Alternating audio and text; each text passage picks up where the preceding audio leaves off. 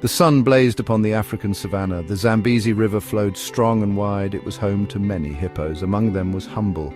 Humble was not like the others. Most hippos were loud. They splashed and fought for fun. Humble preferred quiet. He loved to watch the sunrise over the water. He enjoyed the peace of the riverbank at dusk. The other hippos thought he was strange. Big Bruno was the leader of the hippos. He was the loudest and strongest of them all. He often teased Humble for being so quiet. "Why are you always so serious, Humble?" Bruno would bellow, his laugh echoing across the water. "Come join the fun." The other hippos would join in, their laughter rippling the water surface. But Humble would just smile gently. He knew that true strength didn't always need a loud voice. One year, a terrible drought struck the savannah. The once mighty Zambezi River began to shrink. The water level fell lower and lower. The hippos became worried. Their watering hole was disappearing. They needed water to survive.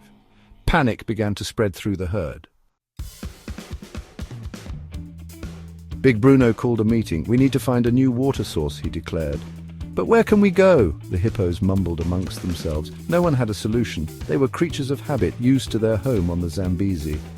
Suddenly, a quiet voice spoke up. It was Humble. "I know of a place," he said. The other hippos looked at Humble in surprise. Could this quiet one really know something they didn't? Bruno scoffed. "What would you know, Humble?" But Humble stood his ground. "I've explored beyond the riverbank," he explained. "I remember a hidden oasis, a place of cool, clear water." Despite their doubts, the hippos were desperate. They agreed to follow Humble. They had nothing to lose. The journey was long and arduous. The sun beat down on their backs. Their throats were parched with thirst, but Humble pressed on, his memory guiding them. Finally, after what seemed like an eternity, he stopped. "It's just beyond those rocks," he announced. And there it was, a shimmering oasis nestled amongst the rocks. The hippos rushed to the water's edge, their thirst finally quenched. They looked at Humble with newfound respect. Big Bruno approached Humble, his head bowed. "Humble," he said, "I was wrong to doubt you. You've shown great wisdom and bravery. You are a true leader."